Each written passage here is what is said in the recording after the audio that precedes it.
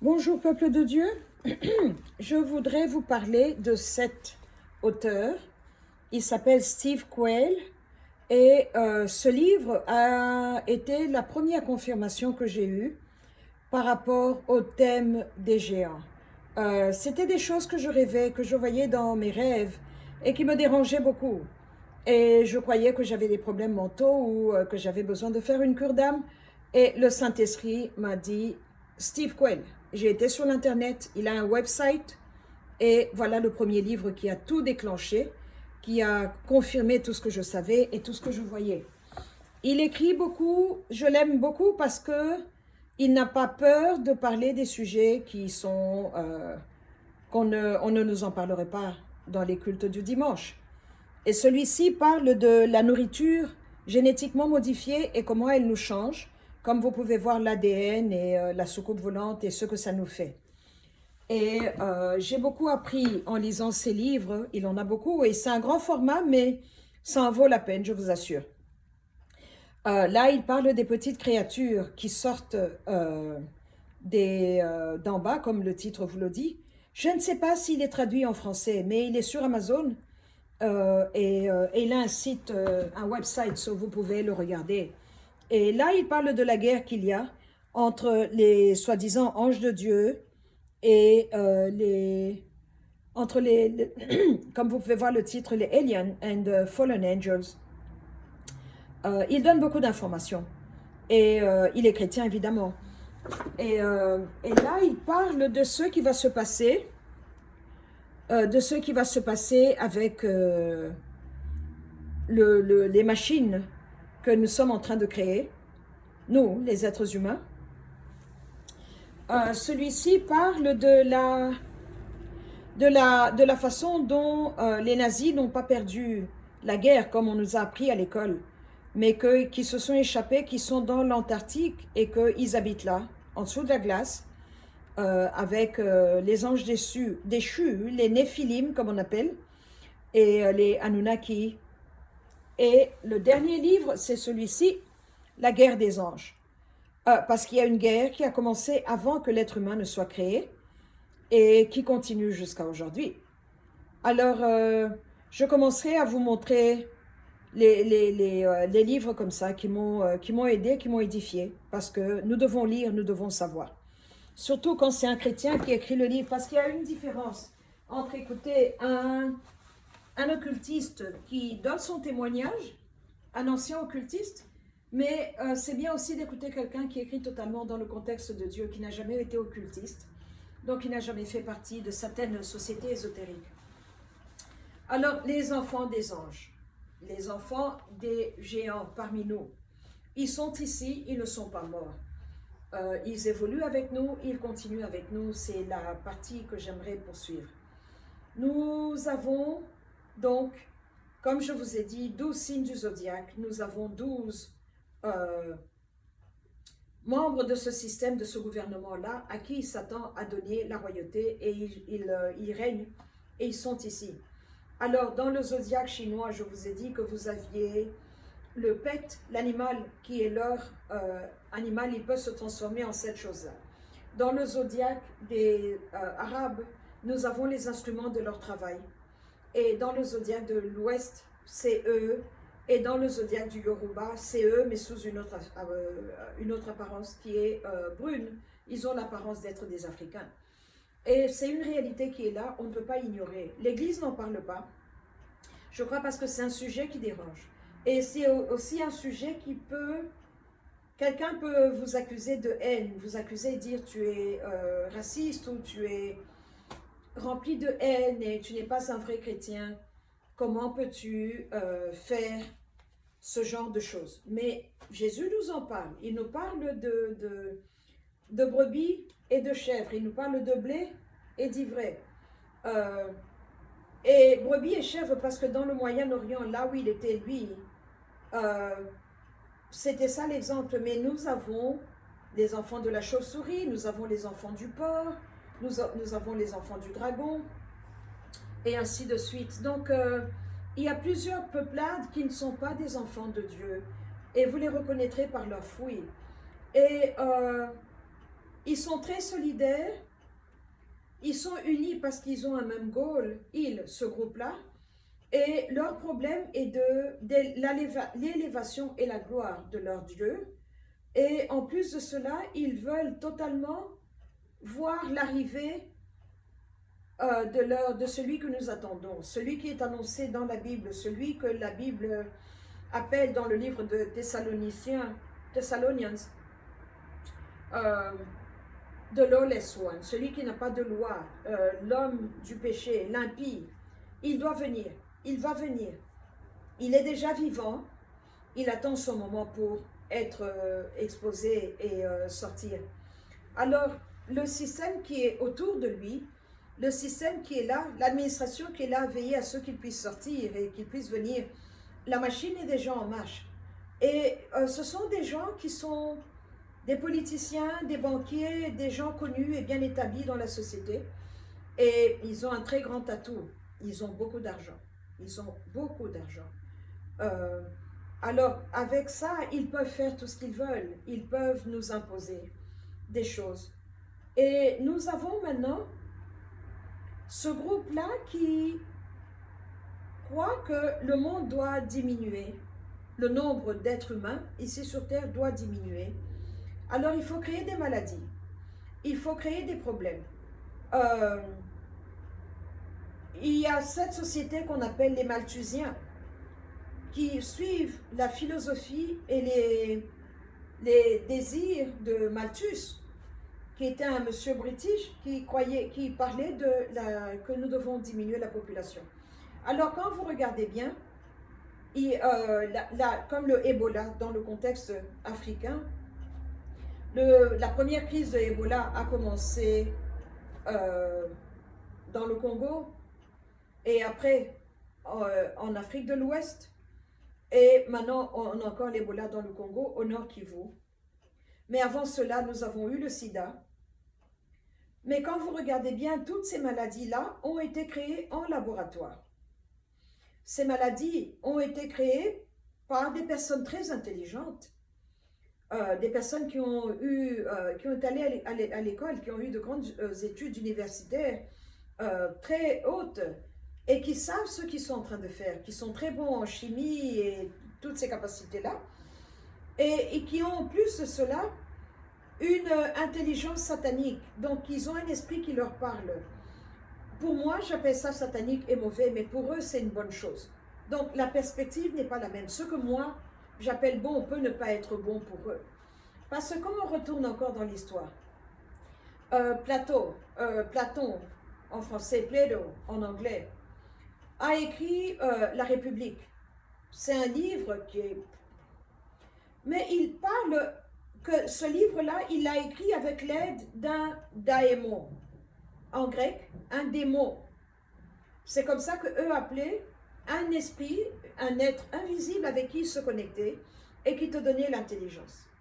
Il le dit très bien, il ne le cache pas. The Republic, de Plato.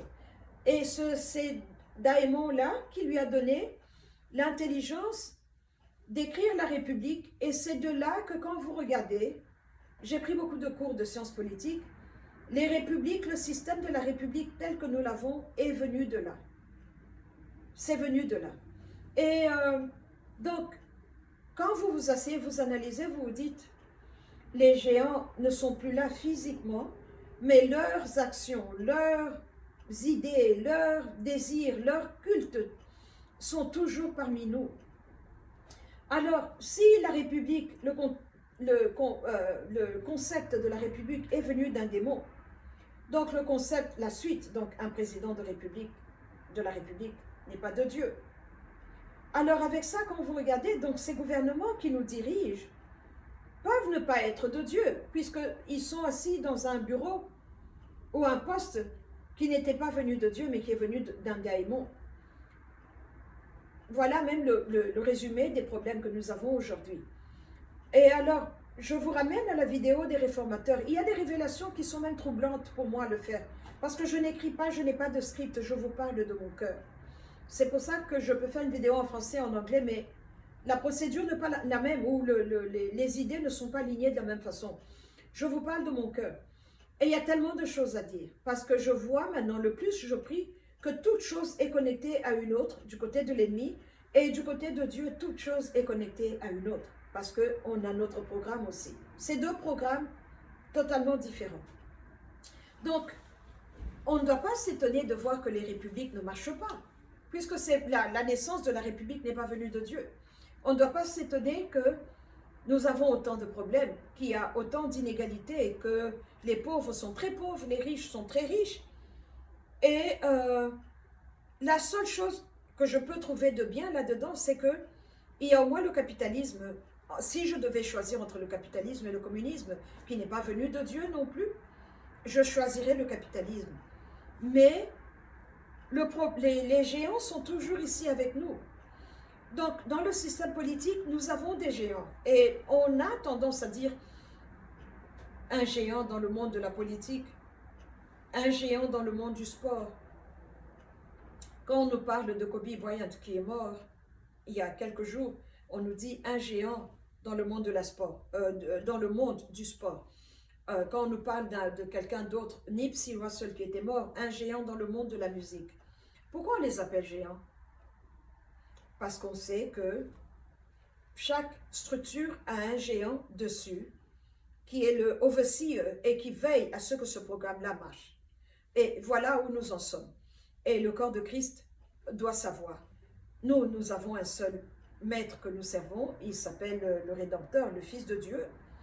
Mais voilà la réalité. Et quand nous regardons que c'est un système qui a commencé depuis le début du monde, depuis le Jardin d'Éden,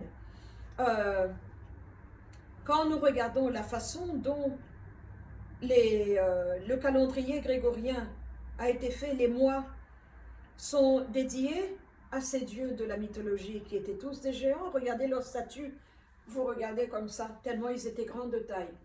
Quand vous regardez les jours de la semaine, ils sont donnés à ces dieux-là, la mythologie. Quand vous regardez les sociétés, les compagnies que nous avons, ces géants sont propriétaires des compagnies. Regardez les logos des compagnies, regardez le logo de Maserati, regardez le logo de Mercedes, regardez le logo de Mastercard avec le Vesica Pisces, regardez le logo de Chanel, de Gucci, de Cartier. Versace, c'est la méduse avec les serpents sur la tête. Hermès, c'était le dieu messager qui avait des petites ailes aux chaussures et à son casque. Moi, le Saint-Esprit m'a révélé qu'ils sont propriétaires de ces compagnies-là. C'est comme ça que nous devons prier sans cesse, parce que on ne sait pas d'où vient le problème, on ne sait pas d'où vient la conception d'une chose, d'un habit ou d'une voiture, et nous l'utilisons, mais nous sommes des enfants du royaume. Donc, quand vous regardez ce genre de livre que je viens de vous montrer, ça vous ouvre les yeux, parce que les géants sont encore ici. Je parle de ces géants grande taille, hein? Pas géants dans le monde de la musique ou du cinéma, comme je viens de vous le dire. Mais ces géants sont encore là. Et dans le livre, le tout premier que je vous ai montré, Steve Quayle parle de ces Marines américains qui ont rencontré des géants dans des trous. Ils se sont battus avec eux. C'était des géants blancs, donc à la peau rose et aux cheveux roux, qui ont attaqué, qui ont cannibalisé 2 soldats. Et les autres Marines ont été attaqués, ils se sont battus, ils en ont tué un. Et ils l'ont ramené ici aux États-Unis dans une base militaire. Il n'est pas mort, il était blessé et on l'a mis dans un coma. Et ça, c'est des vérités que nous devons savoir. Et le corps de Christ n'en parle pas. Et nous savons comment l'homme rose réfléchit. Ils veulent recréer les dinosaures. Hier, j'ai lu que dans 5 ans, on va avoir des dinosaures vivants parce que l'ADN, la séquence de l'ADN est en train d'aller de l'avant. Mais ça nous ramène au film Jurassic Park. Ce sont des choses qui ne sont pas bien. Et tout ça est ici, cette nourriture génétiquement modifiée qu'on nous donne, qui est moins chère que la nourriture bio. C'est pour nous pousser à rester là. Mais qu'est-ce que ça nous fait à nos corps? Je m'excuse si je touche beaucoup de plans. C'est comme ça que le monde est en train de vivre. On n'est plus... Ce moment où vous alliez dans le corps de Christ, où on vous disait, on va parler de la dîme aujourd'hui. 45 minutes, on vous parle de la dîme. On va parler du salut. 45 minutes, on vous parle du salut. Ce temps-là, c'était pour une autre saison. Cette saison, toutes les choses bougent très vite. Tout est connecté, tout a un sens. une chose en emmène à une autre. Alors je m'excuse. Et puis ma pensée ne fonctionne pas dans des petites cases. Je n'ai pas une pensée linéaire parce que ma révélation ne vient pas comme ça. Et quand je vais finir cette vidéo, il y aura des choses, je vais dire, zut, j'aurais dû dire ça, j'aurais dû dire ça. Donc je m'excuse pour ceux qui sont embêtés par mon rythme. Mais ce que je veux dire, c'est que on est là. Il y a beaucoup de choses qu'on ne nous dit pas. Il y a beaucoup de choses qu'on ne nous a pas apprises à l'école. Et pourtant, on a été à l'école. On a appris. Beaucoup d'entre nous ont été à l'école. Mais ce qu'on nous a dit n'était pas la vérité. Donc, le système des géants est bien vivant. Il est ici. Qu'est-ce que nous pouvons faire contre cela? On ne peut pas l'arrêter. Les temps prophétiques doivent s'accomplir. Ce que nous pouvons faire, c'est prier. Savoir que moi, je suis une enfant de Dieu. Moi, je suis à l'ombre du Dieu Tout-Puissant, donc je suis ici et que Dieu est au-dessus de moi. Ça, je peux le faire. Ça, c'est ma responsabilité, que moi et ma maison sommes entre les mains de Dieu, parce que je vous assure, tout ce que ces livres disent, ils vont sortir. Ils sont déjà ici, ils sont en train de causer des problèmes. Je les vois, je les entends, j'entends leurs réunions, les plans de malheur qu'ils ont pour l'Afrique, qu'ils ont pour les États-Unis. Ceux qui sont en dessous de la glace là-bas en Antarctique, ils vont sortir et ramener leur système. Mais nous sommes dans le système de Jésus. Et pour beaucoup, quand je discute avec ceux qui sont occultistes, qui aiment ce qu'ils font, dans le contexte du système des ancêtres, ils vont vous dire « Non, nous on ne veut pas de ce Dieu-là ». Dans le contexte des occultistes ésotériques, ils vont vous dire « On ne veut pas de ce Dieu-là, parlant de Jésus ». Mais ils le refusent parce qu'il est la pierre qu'ont rejeté ceux qui bâtissaient. Et ils savent qu'il est là. C'est pour ça qu'on ne le cite pas par son nom. Ils disent « Celui-là, le juste ». Demandez aux grands satanistes, ils ne vont pas citer son nom. Ils ne veulent pas citer son nom. Et pourtant, il est réel, il est là, et il ne sera jamais pris de court. Et son système à lui est certainement mieux que le système de l'ennemi. Et voilà ce que je voulais partager avec vous avec le système des géants. Le système des géants est ici, et c'est comme ça que vous voyez ce mal. Vous voyez, on est en train de parler de mettre toutes les religions ensemble. Pour adorer qui? On est en train de parler de mettre toute la monnaie ensemble. Pour la gloire de qui? On ne veut plus... On parle d'enlever la monnaie cash et de nous ramener tous dans les cartes de crédit. Pour la gloire de qui?